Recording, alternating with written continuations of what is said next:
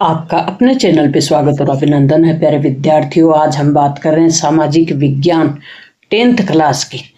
अपने personal notes होंगे प्यारे विद्यार्थियों। ये लेटेस्ट सिलेबस होगा अपना एनसीईआरटी सिलेबस। और प्यारे विद्यार्थियों, इसमें हमने अपने 10th क्लास में जो बुक है, 4 बुक है हमारे पास। एक तो इतिहास की है जिसको हिस्ट्री, और दूसरी भूगोल की है जियोग्राफी की, और तीसरी राजनीति विज्ञान की है यानी सिविक्स की, और चौथी है अर्थशास्त्र की यानी इकोनॉमिक्स की। बाई लैंग्वेज में तैयार किया गया है। और प्यारे विद्यार्थियों, इतिहास में जो टॉपिक हैं वो दिए हुए हैं, फिर अपने भूगोल के टॉपिक भी दिए हुए हैं, फिर अपने राजनीति विज्ञान के टॉपिक भी दिए हुए हैं, और अर्थशास्त्र के भी। इससे बाहर प्यारे विद्यार्थियों आपको कुछ नहीं पढ़ना। और इस नोट्स में, कहने का मतलब जो अपने नोट्स हैं, इसमें हम क्या क्या क्लियर करने वाले हैं। एक तो हम कॉन्सेप्ट क्लियर करेंगे, टॉप एमसीक्यू जो क्वेश्चन है वो क्लियर करेंगे, शॉर्ट और लॉन्ग आंसर क्वेश्चन होंगे, अपने बहुविकल्प यानी लघुत्तरात्मक और दीर्घोत्तरीय प्रश्न होंगे, और निबंधात्मक प्रश्न होंगे महत्वपूर्ण तथ्यों के साथ, और रिवीजन नोट्स के साथ। बोर्ड फ्रेंडली नोट्स होंगे प्यारे विद्यार्थियों। शॉर्ट रिवीजन भी होगा। ये अपने नोट्स होंगे प्यारे विद्यार्थियों, आप देख सकते हैं। और आपको पीडीएफ फॉर्म में ये मिलेंगे। इनको आप अच्छे से डाउनलोड करके और आप पढ़ सकते हैं। टॉपिक वाइज भी मैं तैयार करवाऊंगी।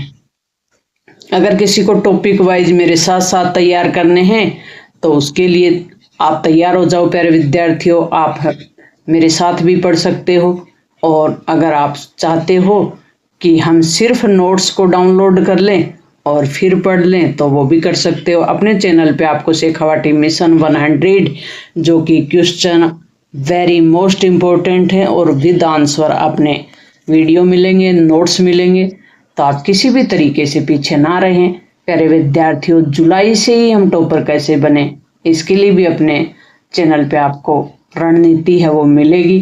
तो अब तक आप अपने चैनल पे विजिट नहीं किया है तो प्यारे विद्यार्थियों कर ले। अब हम अपने जो बुक है भूगोल की, सामाजिक विज्ञान में जो भूगोल की बुक है प्यारे विद्यार्थियों, उसको हम करने वाले। पहला टॉपिक होगा हमारा संसाधन और विकास।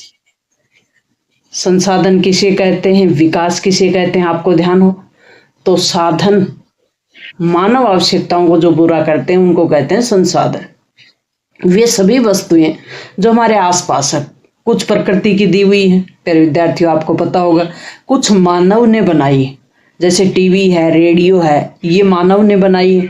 टेबल है, कुर्सी है, बेड है, पंखे हैं, ये सब मानव ने बनाए, तो ये मानव निर्मित हो गए। प्रकृति ने दिए हैं, जैसे पेड़ पौधे हैं, ये प्रकृति ने दिए। मिट्टी है, पहाड़ है, पर्वत है, नदियां हैं, ये प्रकृति ने दिए। विकास का मतलब होता है development, resource and development. Hindi और इंग्लिश दोनों लैंग्वेज में हम साथ चलेंगे, क्योंकि प्यारे विद्यार्थियों बच्चों को बहुत दिक्कत आती है। बाद में कहते हैं कि मैम हमें इंग्लिश में कंटेंट चाहिए। तो प्यारे विद्यार्थियों, आप हिंदी में कॉन्सेप्ट क्लियर करें और इंग्लिश में इसको पढ़ें साथ साथ, क्योंकि कॉन्सेप्ट क्लियर नहीं होंगे तो प्यारे विद्यार्थियों आप कुछ भी पढ़ें, क्योंकि लैंग्वेज तो संपर्क का माध्यम है ना। आप हिंदी में पढ़ें या इंग्लिश में पढ़ें, लेकिन जब तक आपको कॉन्सेप्ट क्लियर नहीं होगा तब तक आप किसी भी लैंग्वेज में पढ़ें, आप अंधे इंसान की तरह ही हैं। आप एक विद्वान जागरूक इंसान नहीं बन सकते। तो कॉन्सेप्ट क्लियर होना बहुत जरूरी है। अब हम चलते हैं, संसाधन किसे कहते हैं। संसाधन वे साधन या वस्तुएं हैं जो मानव की आवश्यकताओं को क्या करते हैं, पूरा करते हैं।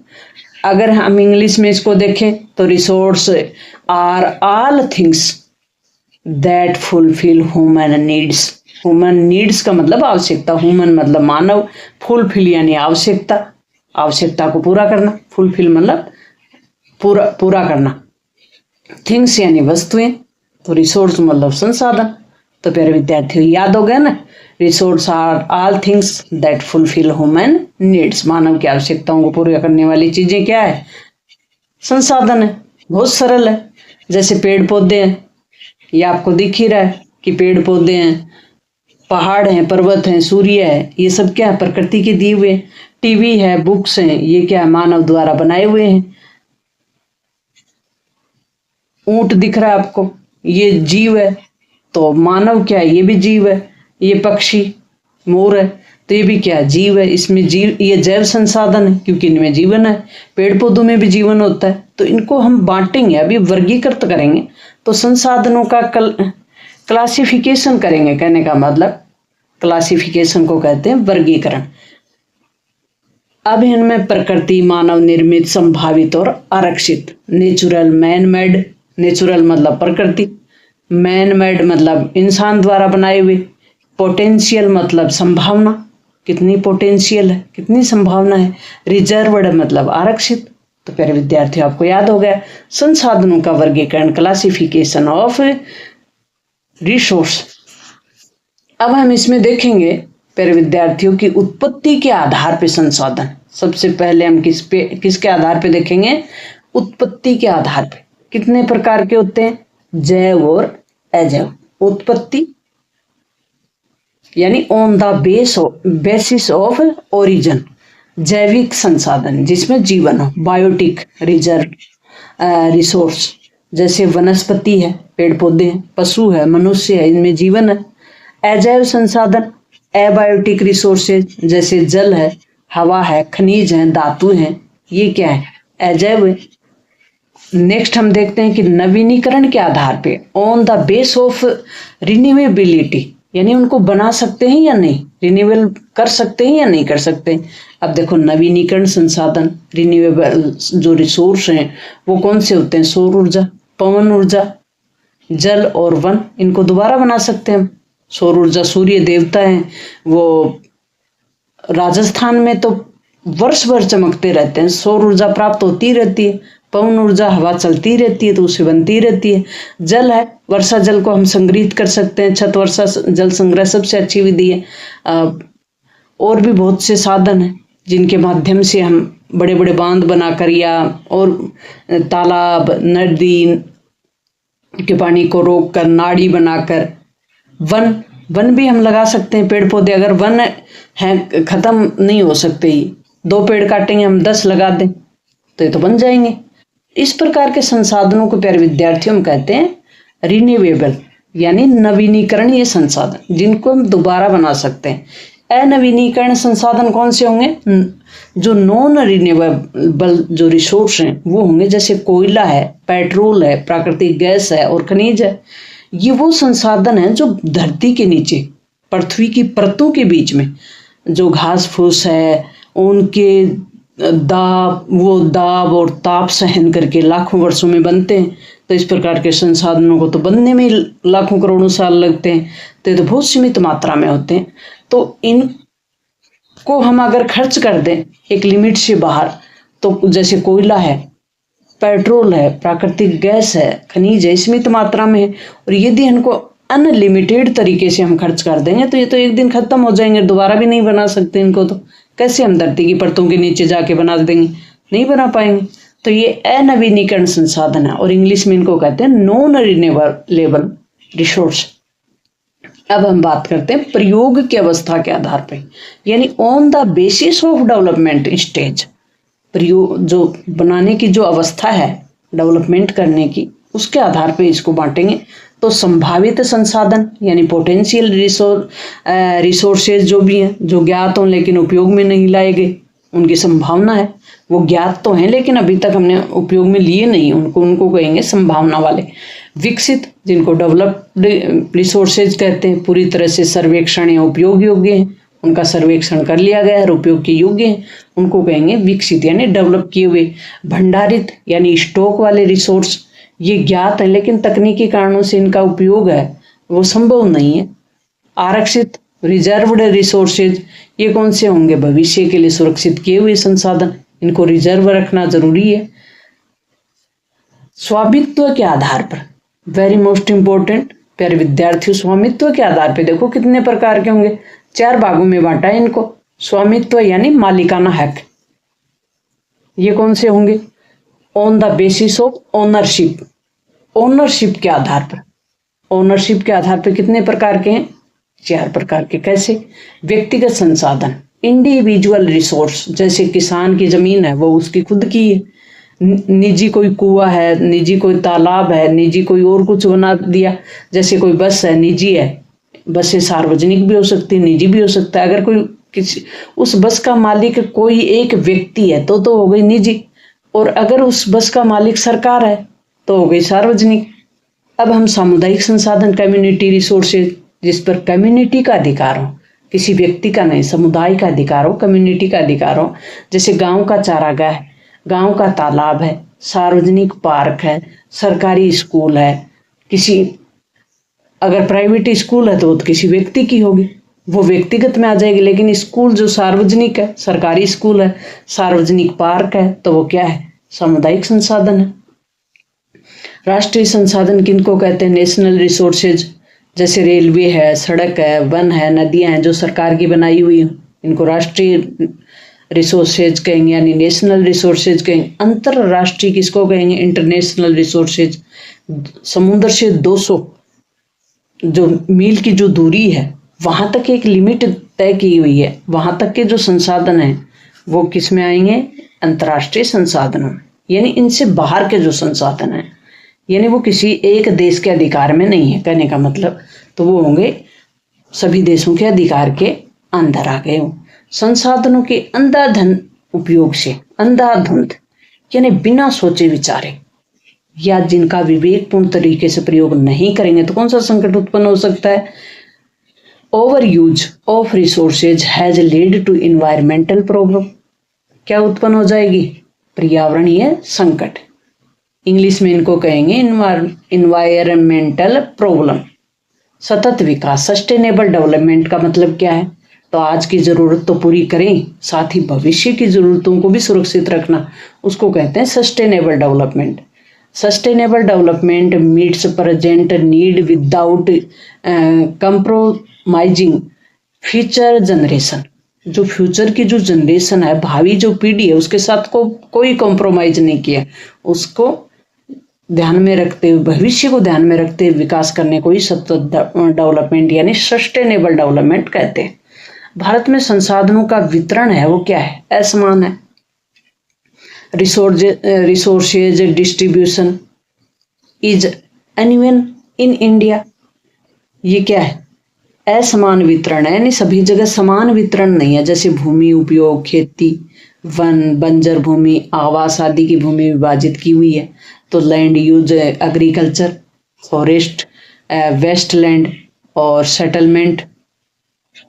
भूमि क्षरण है या भूमि निम्नीकरण है, वो क्या होता है? जब भूमि की क्वालिटी यानी गुणवत्ता में कमी हो जाती है तो उसको कहते हैं भूमि निम्नीकरण, यानी भूमि के उपजाऊपन में कमी हो जाना भूमि निम्नीकरण है।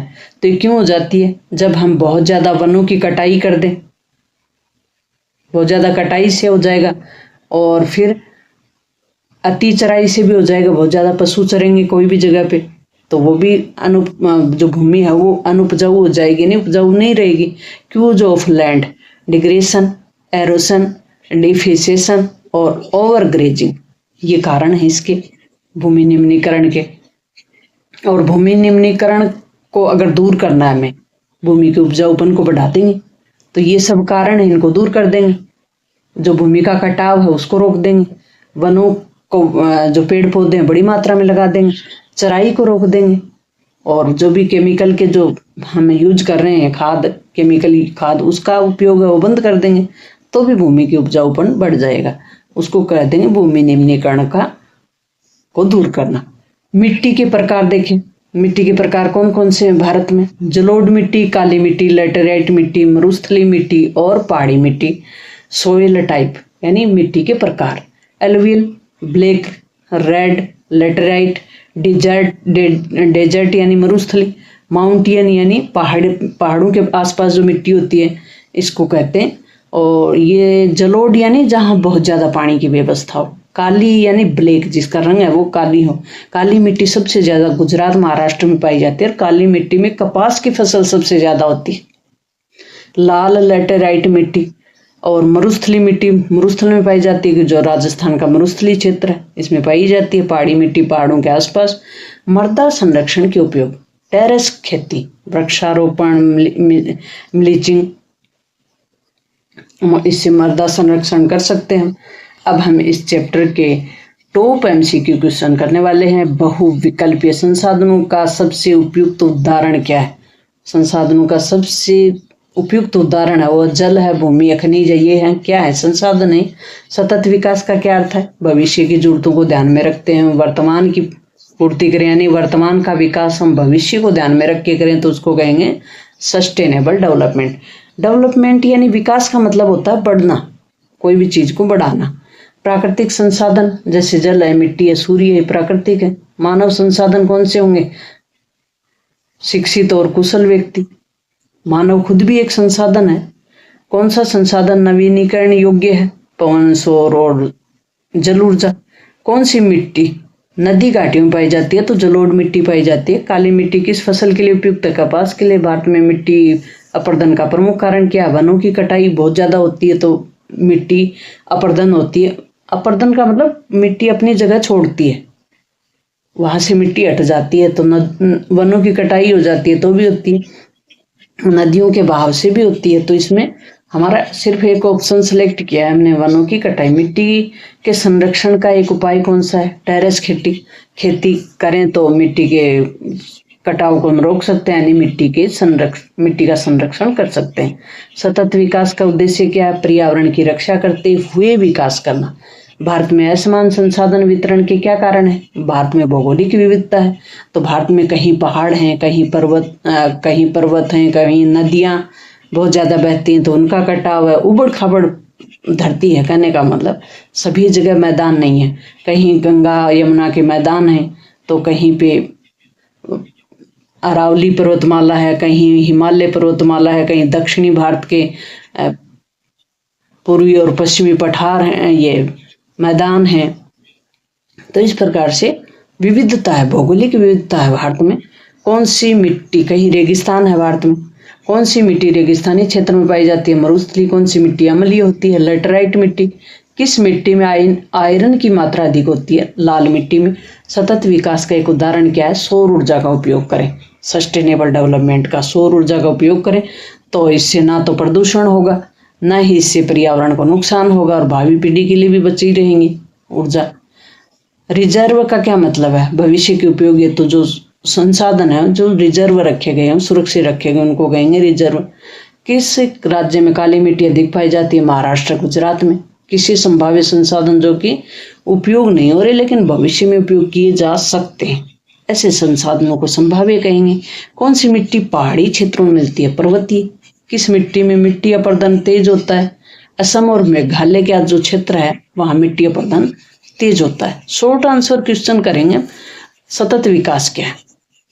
Sustainable development. सतत विकास वो विकास है जो वर्तमान की जरूरतों को तो पूरा करे, साथ ही भविष्य की यानी भावी पीढ़ी के संसाधनों को नुकसान न पहुंचाए, उनके लिए भी बचा के रखे। संसाधनों का वर्गीकरण हमने देख ही लिया ऊपर। मिट्टी क्षरण के क्या कारण, ये भी हमने देख लिया। मिट्टी संरक्षण कैसे करें, ये भी हमने देख लिया। काली मिट्टी के उपयोग क्या है, गुण क्या है? तो इसमें नमी अधिक होती है और कपास की खेती के लिए उपयुक्त है। दीर्घ उत्तरीय प्रश्नों में हम देखेंगे भारत में संसाधनों का असमान वितरण क्यों है। तो भारत की जो भौगोलिक स्थिति है वो विविध है, कहीं पहाड़ है, कहीं मैदान है, कहीं रेगिस्तान है। इसी विविधता के कारण कुछ क्षेत्रों में खनिज है तो कुछ में जल अधिक है, तो कुछ उपजाऊ है तो कुछ उपजाऊ नहीं है। उदाहरण के लिए जैसे झारखंड में खनिज प्रचुर मात्रा में है जबकि राजस्थान में जल की कमी है। ये असमान वितरण योजनाओं के विकास में भी असंतुलन पैदा कर देते हैं। सतत विकास के 3 पहलू कौन से? तो सतत विकास के 3 आधार हैं। एक तो पर्यावरण की रक्षा होनी चाहिए, एक आर्थिक विकास भी हो जाए और सामाजिक समानता भी बनी रहे। इसका मतलब है कि विकास करते समय में पर्यावरण को नुकसान नहीं पहुंचाना चाहिए, सभी को आर्थिक अवसर मिल सके ऐसा ध्यान में रखना चाहिए और समाज में किसी भी प्रकार का भेदभाव भी न हो। उदाहरण के लिए जैसे सौर ऊर्जा का उपयोग करें तो ये सतत विकास का विकल्प है। भारत में प्रमुख मृदा के प्रकार कौन से हैं? तो हमने देख ली कौन कौन सी मिट्टी भारत में पाई जाती है और कौन सी मिट्टी किसके लिए उपयोगी है। तो जलोढ़ मिट्टी, काली मिट्टी, लैटेराइट मिट्टी, मरुस्थलीय मिट्टी, पर्वतीय मिट्टी, ये भारत में है। और ये इन मिट्टियों में कौन सी फसल अधिक होती है? जैसे जलोढ़ मिट्टी है वो गंगा के मैदान में पाई जाती है। यहाँ गेहूं और धान का मतलब चावल, गेहूं और चावल अधिक होता है। काली मिट्टी महाराष्ट्र में पाई जाती है, गुजरात में पाई जाती है, तो यहाँ कपास अच्छी होती है। लाल मिट्टी में आयरन की मात्रा अधिक होती है और मिट्टी का उपयोग उसके क्षेत्र और गुणों पर निर्भर करता है।